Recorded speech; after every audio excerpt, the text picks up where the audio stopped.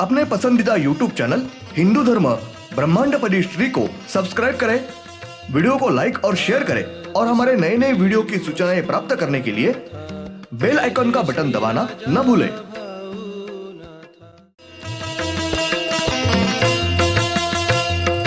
आरती सब प्रेम मस्को बना था, जय जय श्री राजा भाऊनाथा। ॐ भूर्भुर्गव आदिशक्ति ब्रह्माण्डच्च दिव्यशक्ति प्राप्त्यर्थच्च परमेश्वराय नमेन गायत्रीयं कालभैरव दिव्यशक्ति नमो शिवाय। ब्रह्मांडपदी श्री सप्तशक्ती महाग्रंथ, ब्रह्मांडपदी श्री सप्तशक्ती महापंथ। सत्य हाच धर्म, जसा खवळलेला समुद्र, जसा पूर्ण आकाश, जसा सूर्य तसा मी। शिवोहम। पिछले यानी भाग 156 में हमने देखा मैंने दोनों को भी मेरा यानी ब्रह्मांड की खोज अंत लगाने के लिए बोला था, परंतु श्री ब्रह्मदेव जी ने मेरा अंत न लगाते हुए मुझे झूठ बताया। इसका मुझे बहुत क्रोध आया। मुझे थोड़ा भी झूठ बोला हुआ बिल्कुल पसंद नहीं। उन्होंने मेरे साथ झूठ बोलने की वजह से मेरा क्रोध बेकाबू हो गया।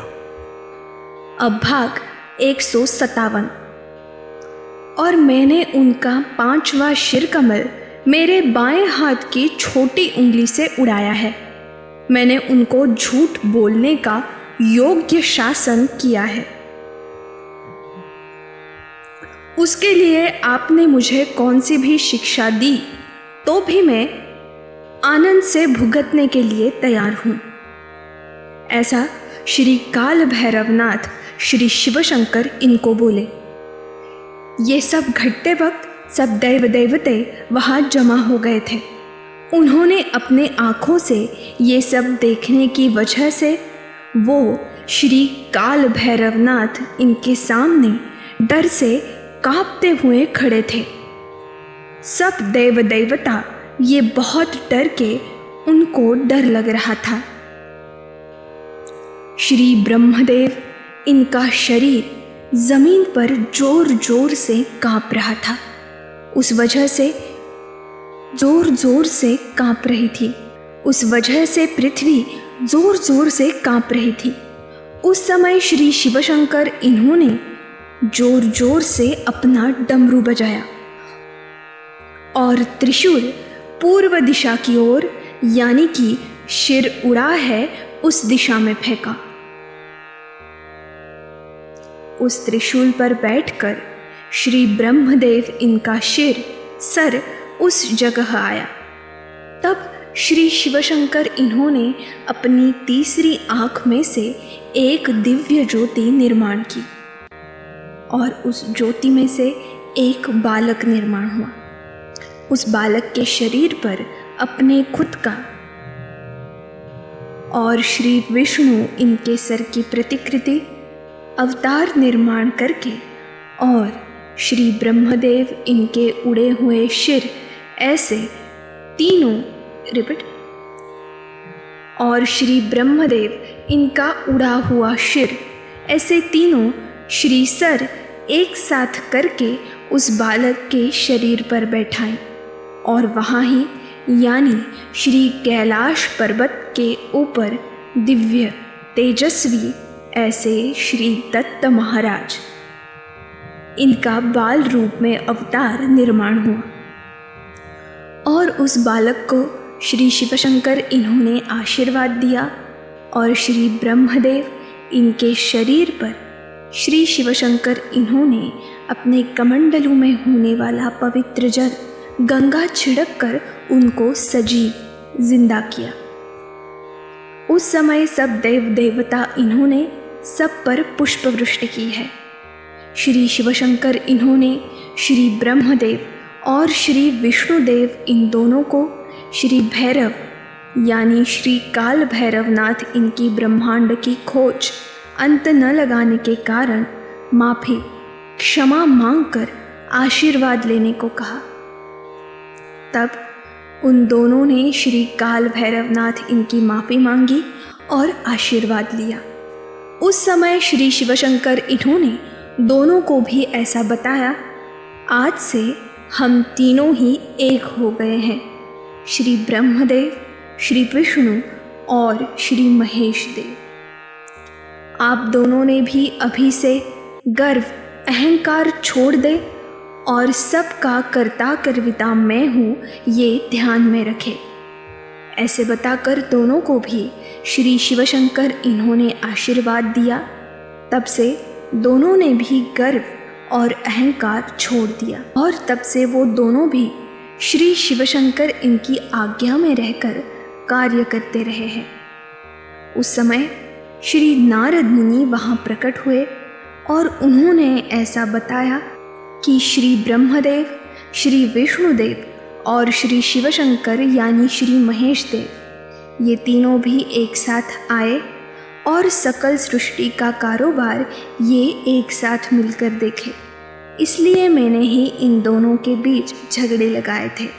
ऐसा बताकर श्री नारद मुनि ये श्री शिवशंकर इनकी और श्री काल भैरवनाथ इनकी क्षमा मांगकर श्री विंध्य पर्वत पर निकल गए और वहाँ से श्री ब्रह्मदेव और श्री विष्णुदेव ये पृथ्वी भ्रमण के लिए निकल गए। तब पृथ्वी पर के सब व्यवहार निसर्ग के नियम ठीक ठाक हो गए।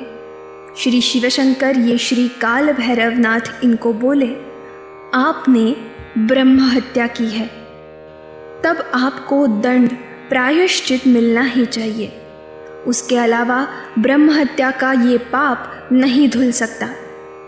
आप अभी से 3 बार पृथ्वी प्रदक्षिणा 12 साल तक यानी एक तप पैदल पृथ्वी भ्रमण करें और जिन जगहों पर आप आराम के लिए रुकेंगे उस जगह कुछ काल के बाद आपका पवित्र स्थान निर्माण होगा और जब आपकी पृथ्वी प्रदक्षिणा 3 बार पूरी हो जाएगी उस समय आपको श्री क्षेत्र काशी का राज्य कब्जे में मिलेगा और आपको सब मानव और देव देवते वगैरह सब लोग श्री काशी के कोतवाल प्रमुख समझेंगे और श्री क्षेत्र काशी का सब कारोबार आपके वर्चस्व के तहत चलेगा। जब जब श्री क्षेत्र काशी यहाँ पर जो कोई दर्शन के लिए आएगा तब वो पहले आपका ही दर्शन लेगा और आपको श्री काशी विश्वेश्वर इस नाम से तीनों लोक में ब्रह्मांड में पहचानेंगे।